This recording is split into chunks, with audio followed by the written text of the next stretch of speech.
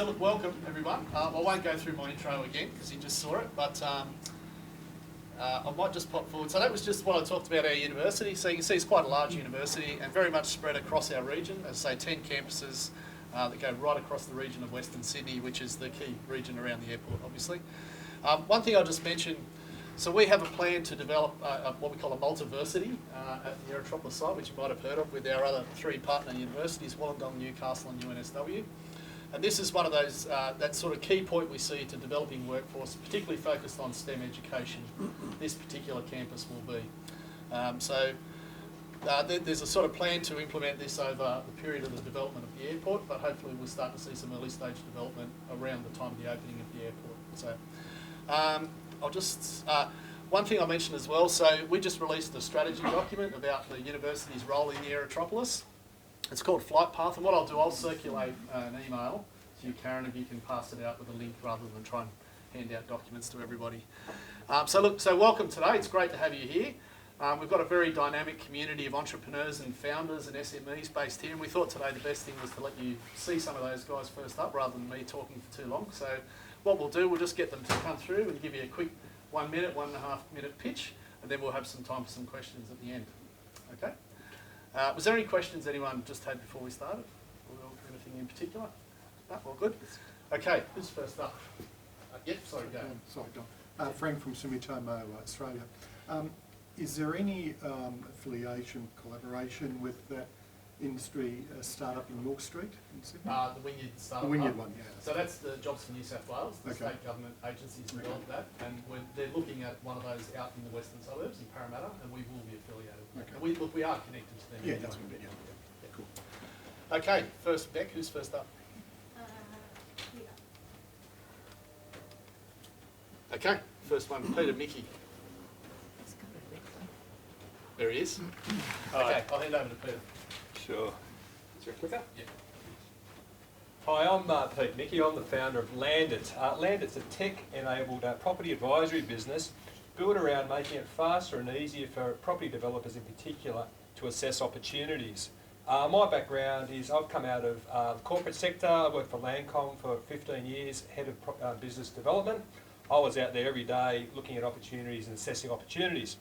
The opportunity that I identified was that in terms of analysing opportunities, being part of a big corporate where I had a business development team behind me, one of the biggest challenges was amalgamating data. So what I identified was that particularly for smaller builders and developers, syndicators, investors, and maybe individual property owners that don't necessarily have a business development team behind them, they're not necessarily property experts. How do they compete with the big corporates for these property opportunities? So I've set up a business, Landit. It's all about creating a property advisory business that gives them the ability to tap into different business services. Landit has 3 tiers. It has a property advisory on-demand model, so particularly for those smaller players that it takes a lot of time, it takes a lot of cost for them to step out of the office to assess opportunities. So we have a property advisory on-demand model that gives them the ability to tap into our services. We're also developing cloud-based workflow platforms. So these are platforms that enable people to use the expertise that we have in-house for them to actually assess an opportunity and to tap into our data and our tools.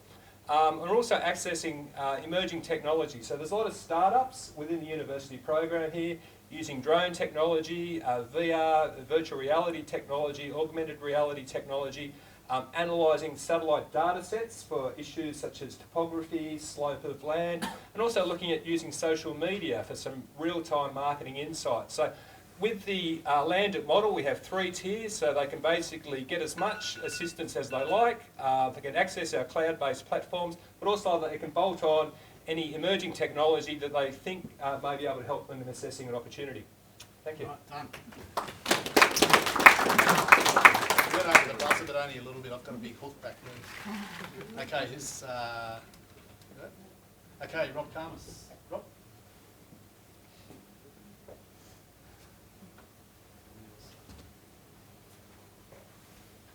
Get started yet?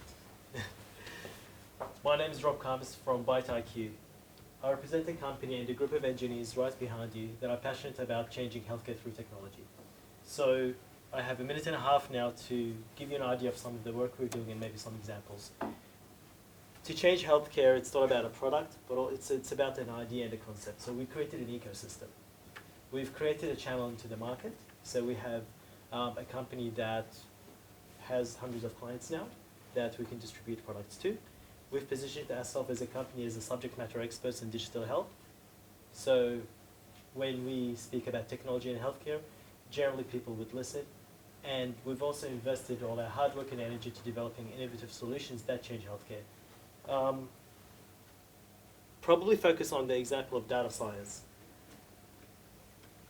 Healthcare is an old concept, an old vertical, an old profession, but technology in healthcare is new. So it's only now that we've had 10 years worth of data into healthcare. So we have data scientists who are working on, concepts and predictive algorithms. And the whole idea is that we want to change healthcare not by having something new and amazing, but by using existing data to show, hey, this is what we can't see.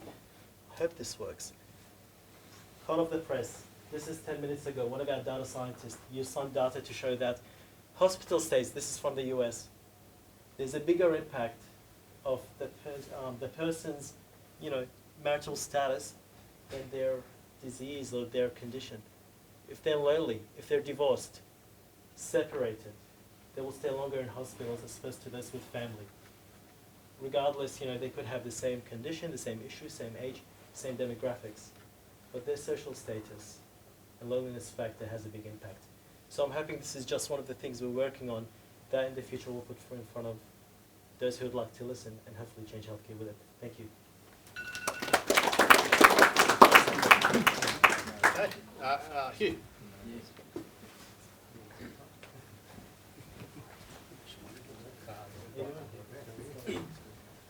Good afternoon, everybody. My name's Hugh. I work for Acrocell. We're a water recycling company that's based in Sydney. So we design, build, and operate water recycling systems. Excuse me, for commercial purposes predominantly, because we think that water should only be used. Should be used more than once. So we are privately owned, and we have a private utility license in New South Wales, which means we're able to compete with companies like Sydney Water, particularly in areas where sewer infrastructure isn't yet readily available. So particularly around the Aerotropolis, North West Corridor, places like that, we can put our systems in, and we can provide infrastructure that kind of gives a launch pad, for development in those areas. So recently, San Francisco's mandated reuse for buildings over 250,000 square feet, and these are just a couple of the projects that we've got over there. So it shows the export capacity for our technology as well. The biggest one on the list probably is Facebook, their new Silicon Valley campus. So we've got a 350,000 litre black water recycling system there that we can use to treat all the on-site wastewater and reuse it for toilet flushing and irrigation. Another one you might have heard of is the Burwood Brickworks project, which is the first shopping centre in the world to be awarded the Living Building Challenge if they're successful when it's completed. So we'll provide the wastewater recycling infrastructure there, which allows them to achieve net zero water with a very significantly reduced energy excess. Thank you very much.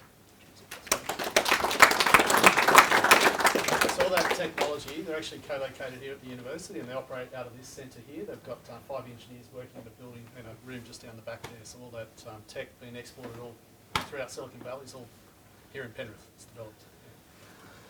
Sorry, I went too far. Who was this one? Sorry. Oh, this was you guys. Bastian. Tyson. Bastian's my co-partner. Thank you. Thanks, mate. Hello everyone, my name's Tyson. I'm going to be telling about how Active Intel is using AI vision in the gym to collect data and insights on your workout. So currently, I'm sure many of you are aware of Fitbit, Google Watch, Apple Watch, Google Fit, how you can collect data and insights of your walking, your running over time. You can compare this with friends, you can see your progress. People who were previously novice runners, like probably many of us here, can get unique insights that only more professional athletes could have got before. This allows for increased motivation, unique insights, as I said, social competition. Yet people in the gym are still manually tracking and recording their workouts on a piece of paper, on an Excel document on their phone. Some apps and devices do exist in this space, but none of them have really taken off, I guess, due to accessibility issues. So our technology. So we're using AI vision to track and recognise people, what people are doing in the gym. Similar technology that has allowed for automatic recognition of numbers for the postal service, object detection for driverless cars, can now be used to recognise people, and which basically different parts of their body. And we're training these technology to recognise a movement that someone's doing, say a bicep curl, a squat. This is our current prototype, which we have at the back here. So currently it can recognise with any camera, if someone's doing a bicep curl, a lat raise, so the difference between the movements, it counts their reps, it recognises who the person is, and records all this over time. So we see this at the forefront of the next generation of workout apps. So now that the computer knows what you're doing, it can give you recommendations on what else to do. It can give you form recommendations. We see uses for yoga, PTs at home. The market, so we see, I guess, advanced kind of professional gyms as an opportunity here, and sports analytics in this space is growing very much over time. So this is me and Bastian. Bastian is a software developer with AI background. Myself, I have a background in data analytics in the sports betting and fitness space. Thank you. We've actually got 2 of those today, so get you feeling fit. Okay, anytime.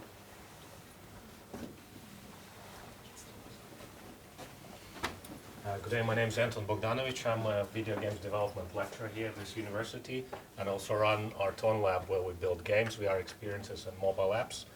I have over 15 years experience in artificial intelligence, mainly in research, but myself and my colleagues have also, before starting our Tone Lab, built many cool games such as Crysis, Far Cry, Warface, Stalker, and currently we still continue, so I'm involved in building AI for World of Tanks at the moment. But we predominantly focus right now on building VR experiences such as historical simulations and even projects for healthcare, where this one is for Sony for treating pain in cancer patients. We've built quite some innovative technology. A lot of it is based on AI, how to quickly populate a large city with avatars that have quite complex cognition, have their social needs, are aware of their social roles, and etc., as well as many other things. I know that many people here are involved in building complex infrastructure, so I thought I would share my vision with you. What we think would be nice for you to do when you're building your infrastructure is not just to record some images or a nice video clip, but to create a video game where people would play your infrastructure before it's being built and maybe co-create it with you, maybe leave feedback for you there. Imagine how you could reduce all this controversy with M4 if you could have people actually driving around and helping you to move those ventilation things and other issues, right? So we can help you with that. Please talk to us about it.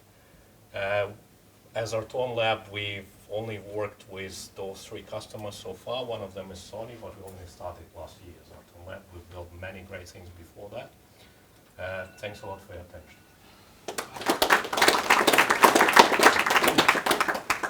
Okay, Olga.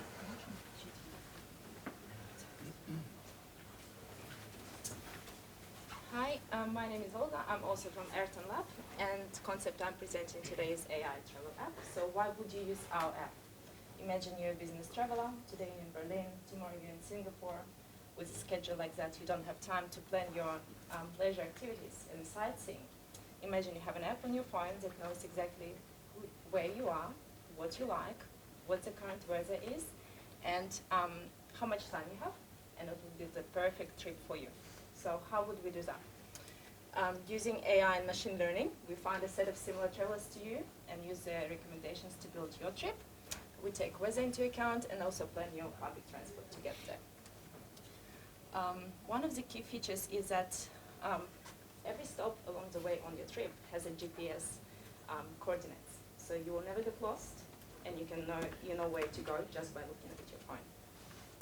Currently, the content of our app is mainly created, but eventually it will be created by a traveling community.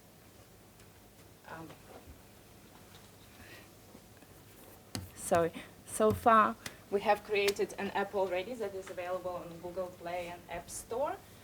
It's mainly for conferences. It has a limited capability so far. It just lets you plan your free time during the conference and plan a trip that you want to undertake. But we're looking at a bigger picture and trying to build it most like a traveling community hub. That's it. Thank you. Okay.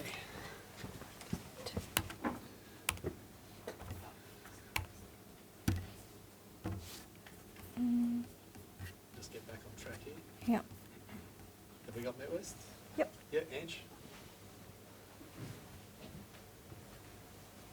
So NetWest is another one of our companies co-located here, so they've got their engineering team based just down the back here. Yeah, so I'm the Managing Director of NetWest Engineering, and we operate in the rail industry predominantly. And I was going to talk about innovation in rail, and for you, anyone who works in the rail sector, you'll know it's quite a stagnant or very type-driven process, quite a difficult industry to create change.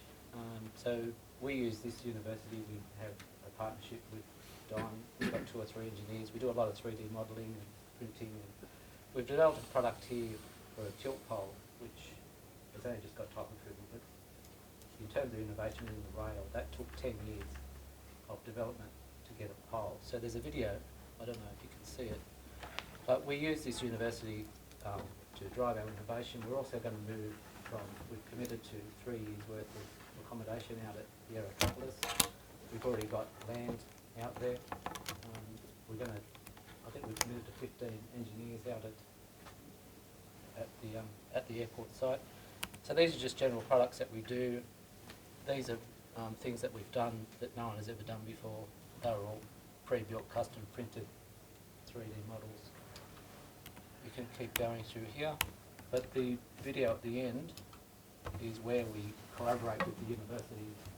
This was fully 3D modelled, about 12 prototypes, and then we end up, after 10 years of development within the rail industry, with something that solves a safety issue for site, access issues, and previously that signal would take ladders, EWPs and all types of things.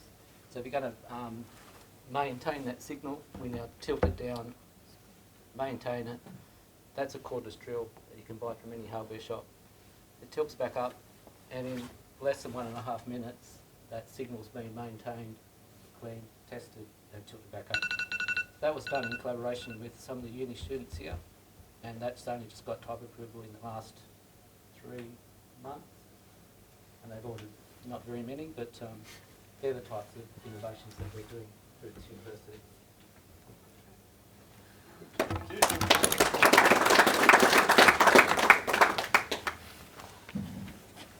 So one of the things we're trying to look at in the, sort of out of the incubator is what are the parts of the Aerotropolis development and Western Sydney more broadly where we can contribute towards this development for the future. Infrastructure will be here. So that's one of the key areas, rail. We've obviously got some massive rail projects underway. So today, look, there's about 120 companies in Launchpad all up, and you're seeing about 10 or 12 today. So there's a whole range of technology out there that's coming. Right, Serene. Okay, thank you. Good enough. Good afternoon all. My name is Sarang. I'm from a company called BiteIQ. I'm the founder of BiteIQ. And the way...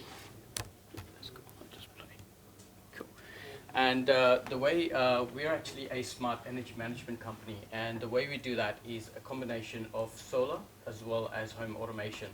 You already know that solar exists as an individual entity as well as home automation as an individual. So what we're doing is combining it together by a means of an app, and that app you can pretty much view everything, control your home with it. You can control where the power is going to the grid or to the battery, and that will pretty much save you the energy.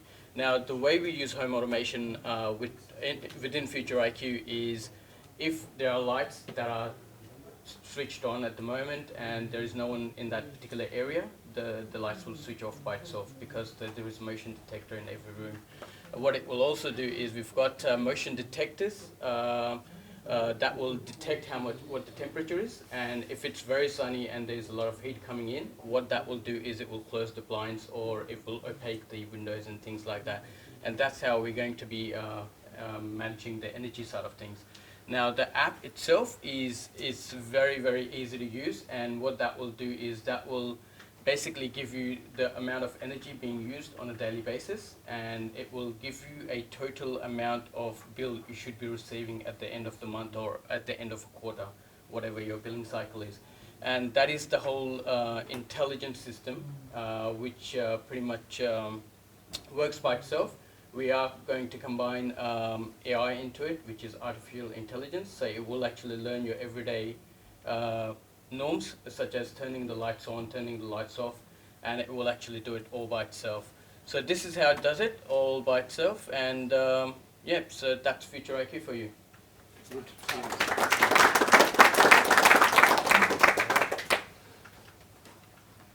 Beck, you might need to. Do you know who we've got up next? Jimsim. Jimsim. Yep. We're really working on your fitness today. 'Cause we've got two fitness-focused technology companies. So hi, I'm Dane. I'm from Jimsim. So as you heard before, all these companies, Fitbits and that, are all trying to provide a personal training experience because exercise is hard, and so there's all these devices out there as well. And so what we do differently is our one is for the gym owner. So it's a small sensor that retrofits to any piece of gym equipment to automatically calculate your workout, your sets, your weight, your posture and your form as well. So there's a huge gym market out there as well. In fact, there's 4.8 million gym members right here in Australia and 3,500 gyms as well. And at the moment, there's already machines that can do this, but a machine that can automatically track your workouts is $5,000 upwards. Or you can, we're doing these for about $50. So that's our point of difference, is to retrofit existing gym equipment. Our first trials have started, are starting soon at the New South Wales Institute of Sport, and I'm signing up gyms every single day that are after this as well. So I'm Dane, I'm from Jimsim. Thank you. Well, just get through his slides here. He didn't even need his slides. In space. Suraj? Oh, thanks. Hey guys, I'm from InSpace XR, and we harness virtual and augmented realities for architects and property developers to help them build, sell and design property projects. So we've created our own proprietary software called RealFox that allows architects by themselves to convert a 3D CAD model into VR for their projects. And then we've got this other arm of our business. It creates bespoke VR experiences. We're working with companies like JLL, Charter Hall, CBRE, Deloitte, to help them and arm them with VR to be able to use it for sales and marketing. So this particular project was Charter Hall's project. It was a $600 million precinct down in Melbourne. And we put the whole thing in VR. They used it to pre-list this office. The view as well is used with the 360 drone, so it's the right correct view. So if I'm putting on a headset, I'm able to get a really good sense of the size, the scale of a room. I can make faster, more confident decisions when it comes to buying off the plan or larger properties like this. Thanks.